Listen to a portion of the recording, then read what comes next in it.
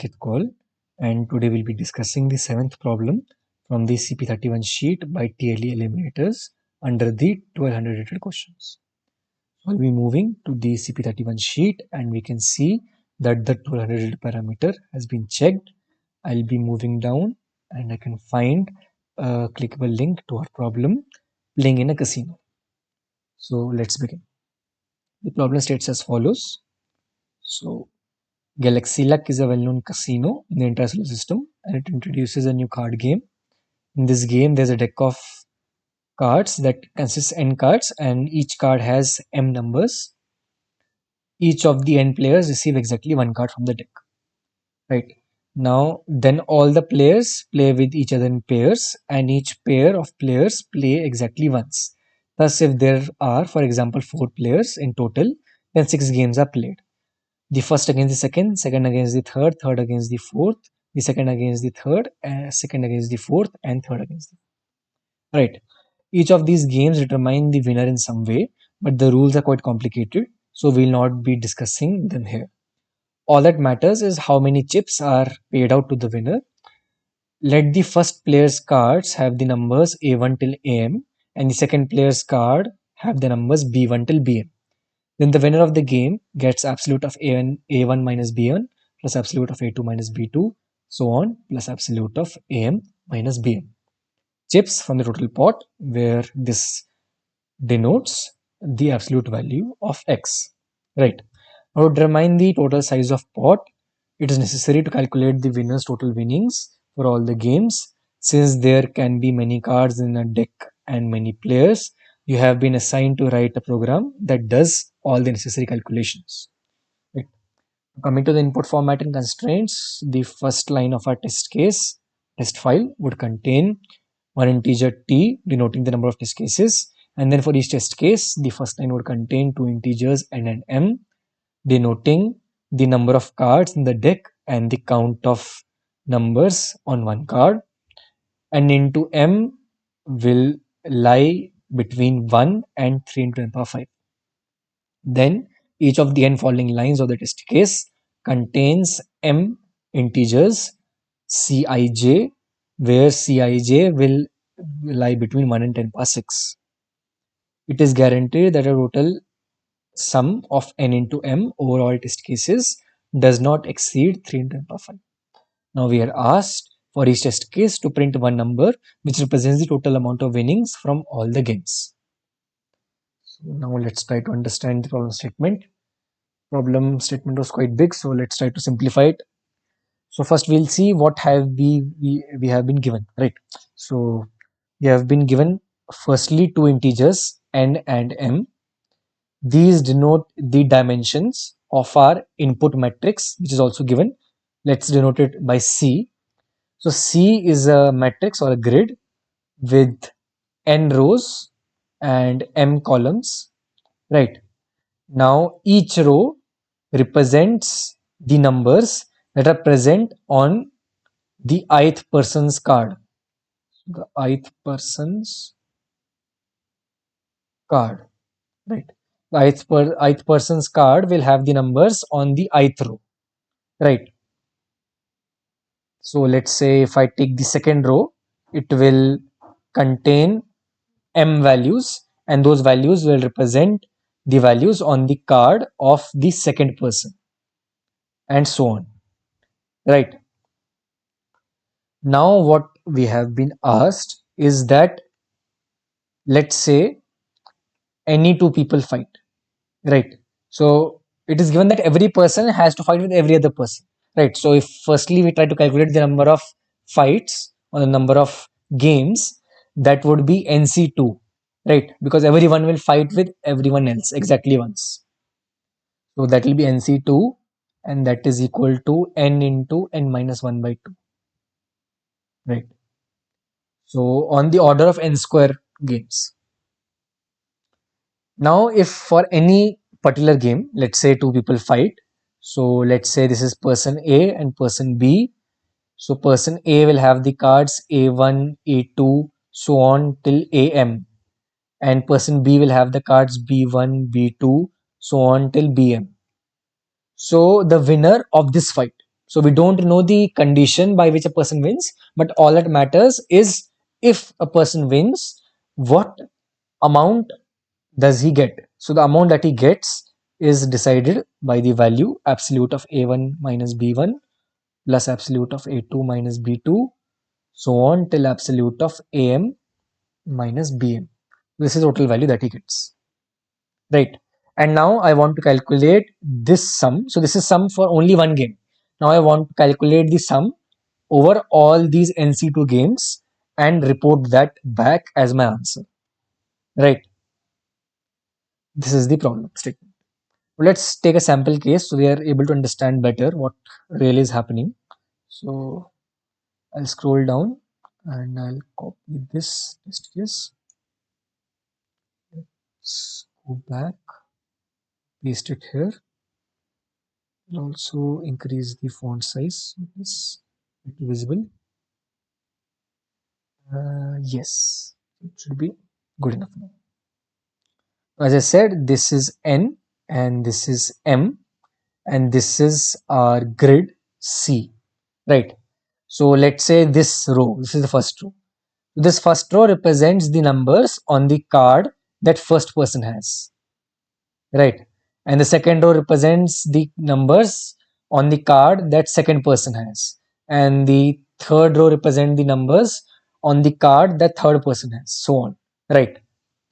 Now let's say any two people play a match. Let's say first and second person play a match.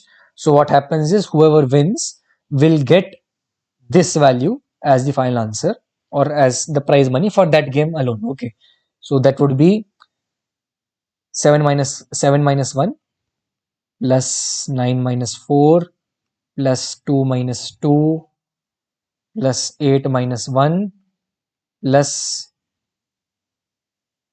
okay, I should write it in a better way so that it is not confusing. 7 minus 1, 9 minus 4, 2 minus 2, and I would write it as 1 minus 8 because I'm doing the second minus first, so it should not be confusing for you. And then 4 minus 5, right? And this would be 6 plus 5 plus 0 plus 7 plus 1, and this would be equal to 6 plus 5 11, 11 plus 7 is 18 and 19. So the winner of the game between the first and the second person would receive 19 points or 19 chips, whatever you may assume, right? And now I have to do it. I have done it for first versus second. Now I have to do it for second versus third and first versus third also, and get all those values, add those values up, and that is my final answer. This is how a tournament goes, let's say. So this is a particular game in the tournament. So total tournament goes something like this. Now let's discuss the expected time complexity, right? So what we can do here is we have been given that n into m for a given test case as well as overall test cases, the sum does not exceed 3 into n power 5. This has been given, right? Now what can we do with this? Let's say I do O of n into m operations, overall test cases, right? So this would get me 3 into n power 5 operations, and my baseline is 10 power 8 operations because in Codeforces in 1 second I can perform 10 power 8 elementary operations. So this is well below my baseline. This will work pretty fine. Even if I go something like n into m into log n, this should also be pretty fine because let's say n into m is 3 into n power 5 and n also is 3 into n power 5. Like n is also 3 into n power 5. It can happen because n into n is 3 into n power 5 and m is 1. So the product will be 3 into n power 5 and n is also 3 into n power 5. But log, so this will be log base 2. So log of 3 into n power 5 can be, so let's approximate it. So 10 power 6 would be around 20. So we can assume this also be 20. Okay, take the upper bound, take the very maximum, the worst case. So 3 into n power 5 into 20, and that would be around 6 into 10 power 6, and that would also work pretty well under the 10 power 8 constraint. right? So this is also work. But if I try to go something like nm whole square or n square m or nm square, so all of these will not work. Why? Because this is quite simple. This is 3 into 10 power 5. So the whole square would go 9 to 10 power 10. So this will not work, obviously. This will also not work because let's take the case where m is equal to 1 and n is 3 into 10 power 5. So n square would again go and 9 into 10 power 10. And similarly for this case, we can assume n is equal to 1 and m is 3 into 10 power 5. So again, my value would be 9 to 10 power 10. This would also not work. So I can go n into m or n into m log n or log m, anything. So that would work pretty fine, but this wouldn't work. So this is how our expected time complexity goes. Now let's move forward to the solution. Before moving forward to the solution, let's try to briefly discuss the brute force. What would the brute force look like? Because if the brute force itself fits our expected time complexity, then we don't need to think about an optimal solution. We can go forward with the brute force as well. The brute force would be that I take all the NC2 cases. So this is order of n square. And for each of these NC2 cases, I run an O of m loop to calculate the winning value for that game, right? Because the winning value I have to iterate over the whole row, right? So row has m elements, so I have to do this n square times. So my complexity would go O of n square into m, and as we had just discussed, this will not work because this will go 9 to the power 10. This will not work. The brute force does not work. We know this now. Let's try to think of something optimal, right? Before that, let's make some important observations which will help us come to the optimal solution. Right. Now look closely at the formula. The formula states that for any game, right, between given two players, let's say A and B, where n cross m is the dimension of our matrix, given matrix, the winning value for that game would be a1 minus b1 plus a2 minus b2, so on till am minus bm, right? And let's say I had another match between a and c, right? So c is not equal to b, it is another person, and that would be a1 minus c1 plus a2 minus c2, so on till am minus cm. Can you notice one thing here, that these subtracting values, okay, so whenever I'm subtracting values, these values always lie in the same column, right? Because let's say I had my grid here and it had many rows and it had many columns. Let's say A was this, B was this, and C was this, right? So A1 would be this value, B1 would be this value, C1 would be this value. AM would be this value, CM would be this value, BM would be this value. So whenever subtracting A1 minus C1, that is these two values being subtracted. Whenever subtracting A1 minus B1, that would be this value and this value. So they always, whenever subtracting two values, these two values always lie in the same column, right? Now if I isolate the terms one by one, right? So this term is different, this term is different, and so on till this term is different. Again, for this value, this term is different, this term is different, and this term. So all these terms in this expression are independent, right? Because this uses the first column, this uses the second column, and so on till this uses the mth column. Again here the first column, the second column, and so on till the mth column. So you can see that all of these terms are independent.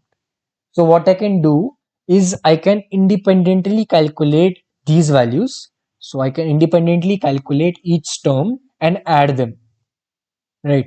So all these terms, as they're independent, I'll calculate them independently and add them up to get the value for a given game, right? That can be done. That is pretty simple. Now what we were trying to do now is for each game, I have these m terms, which is a1 minus b1, a2 minus b2, so on. So these are m terms, right? Now what I try to do now is calculate these m terms individually for each game, add them up, and then for all of those NC2 games, calculate the sum and add them up. Right. So this was what I was trying to do. But now what I'll do is I'll tweak it a bit. So it will be almost same but a bit different. I have these m terms, right? So these are the same. But now what I'll do is that this term, which will use the first column. So I will calculate all these first terms which will utilize the first column for all the NC2 values, for all the NC2 games actually. Similarly, for the second column, I will calculate the sum for the second column for all the NC2 games. Similarly, for the third column, similarly for the fourth column, so on till the mth column, right?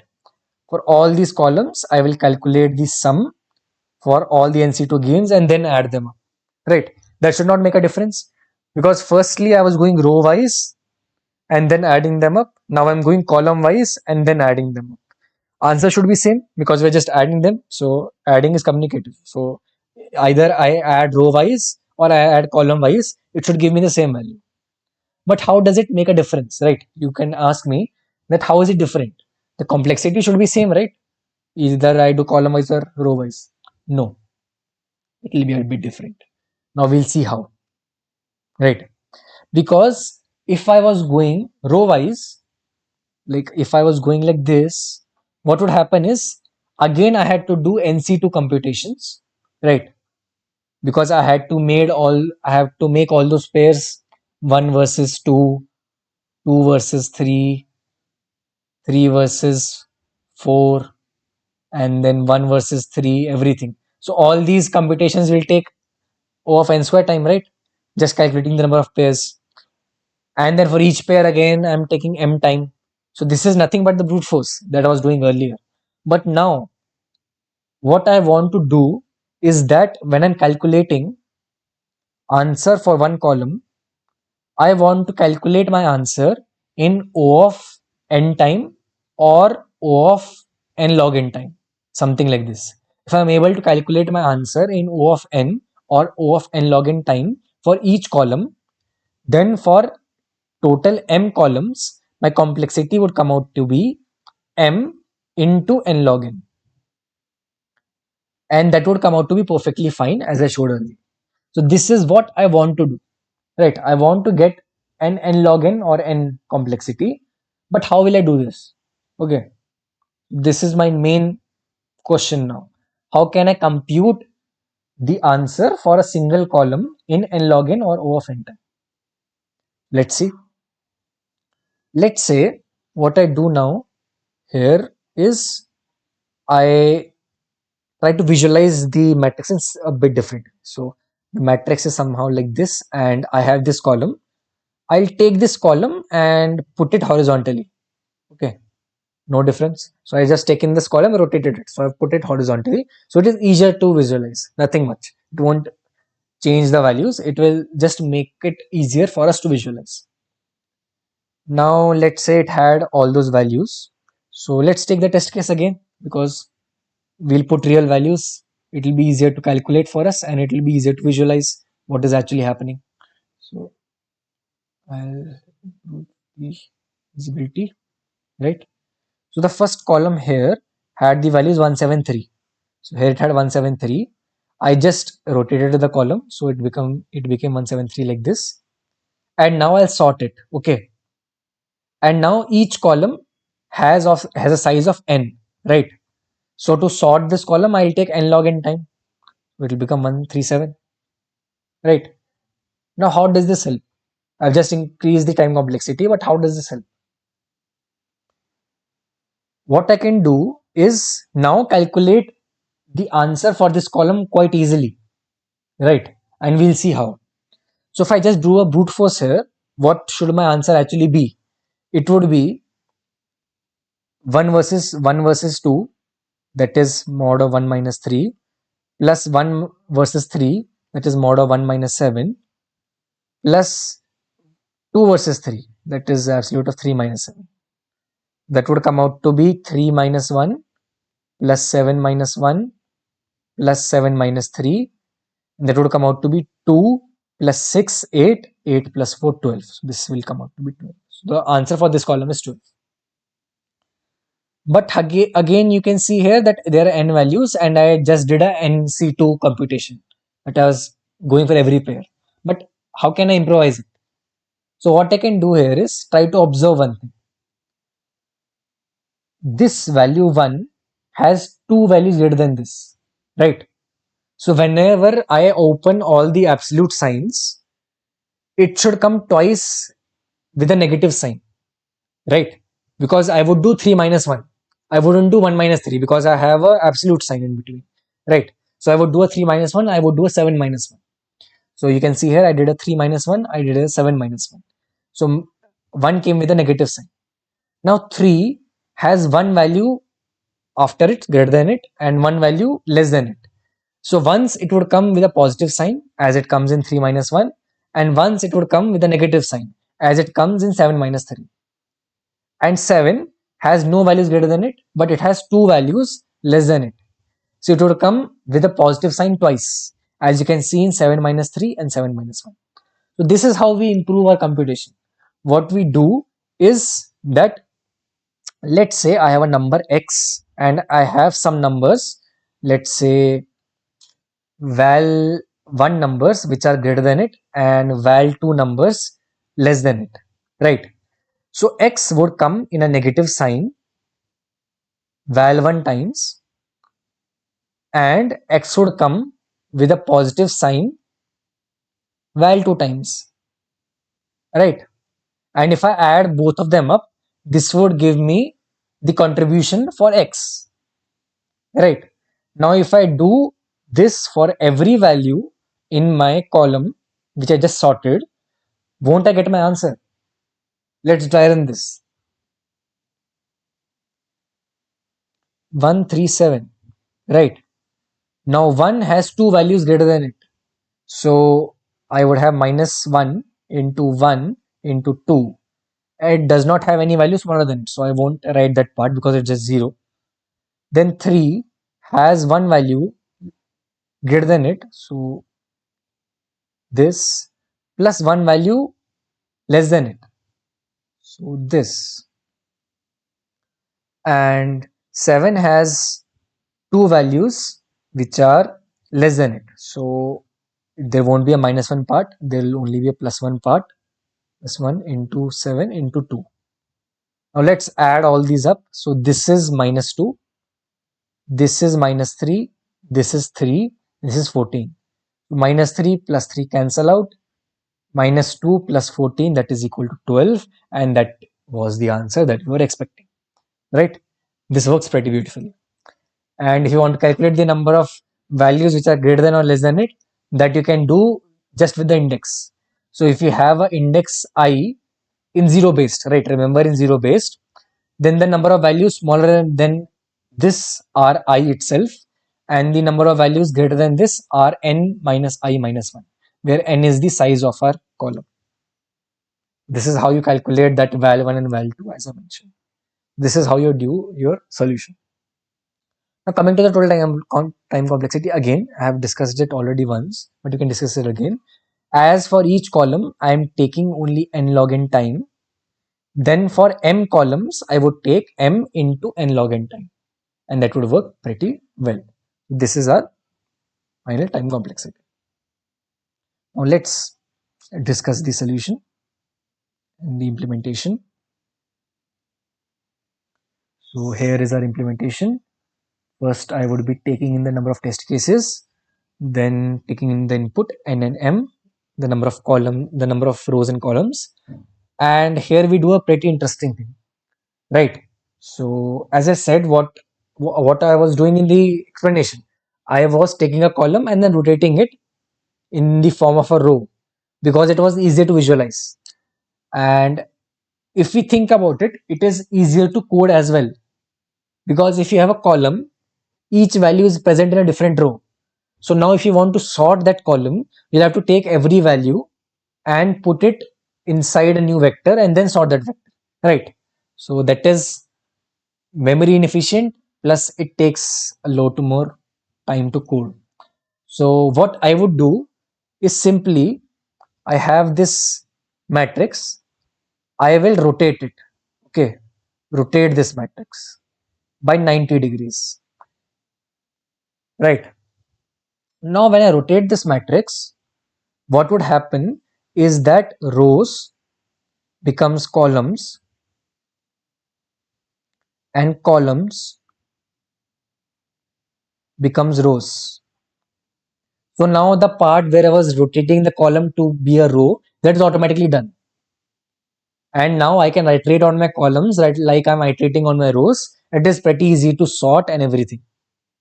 So this is what we'll do, and this is the crux of the implementation, that how to simplify your implementation, and this is how we'll simplify it. So what we are doing here is storing a rotated matrix, right? And what we'll try to do is rotate it while taking the input itself. So I don't want to take the input and then run another for loop to rotate it, right? So instead of running and loop which goes, outer loop is I, inner loop is j, I'll simply change the order. So the outer loop is j, inner loop is I. So you can see outer loop is j, inner loop is I. And this, what will do this do? It will iterate first over the columns and then over the rows. So by default, it will rotate our matrix. So this is how we do it pretty cleverly, right? So no need to write extra for loops. While taking the input itself, I am able to rotate the matrix. And this is O of n into m, simple n into n loop. Now for each column in the original input, right? In the original input, it was our column, but now in our memory, it is stored as a row. So now each row is being sorted, which was our original column. So think about it like that, that we have taken the column, rotated it, and now we are sorting it. So each column is of size n. So each sort function will take O of n log n time. And as we are repeating this sort operation m times, it will take in total O of m into n log n time. Now it's pretty simple. Once you have sorted it, I'm doing the same thing. This will calculate now exactly this part. N minus j minus 1 will calculate the number of times it will come with a negative sign. So that's why I'm subtracting the value after multiplying it by the original value. So v of I comma j will give me that value. N minus j minus 1 will give me the number of times it comes with a negative sign. So that's why I'm subtracting it instead of adding it. And if I want to calculate how many times it comes with a positive sign, that is simply j, as I said. So I'm just adding it. So these are both O of 1 operations. And as I'm running this n into n times, this would be O of n into m again. Right. So total time complexity, the total time complexity comes out to be O of m into n log n, because that is a dominant factor. We have m into n's here, but obviously m into n log n is greater than m into n. So I'm writing it as m into n log n only. And the total space complexity would come out to be O of n into m, because we are just storing the original matrix itself, nothing else. This is O of 1 memory, nothing big as of sort. So I hope you understood the solution. And for the ending remarks, I would say the problem was interesting, very interesting for two major reasons. First reason was to think how to optimize my n square into m approach by taking into account the contribution of each value. So being able to think how to calculate the contribution of each value in n log n time for a given column was quite interesting. And the second thing was how to implement it pretty well, right? because in contest we get an idea, but it's very important to implement it quickly and correctly. So rotating the matrix while storing it was a pretty neat idea. So I think that was pretty interesting as well. I hope you like the solution. Thank you.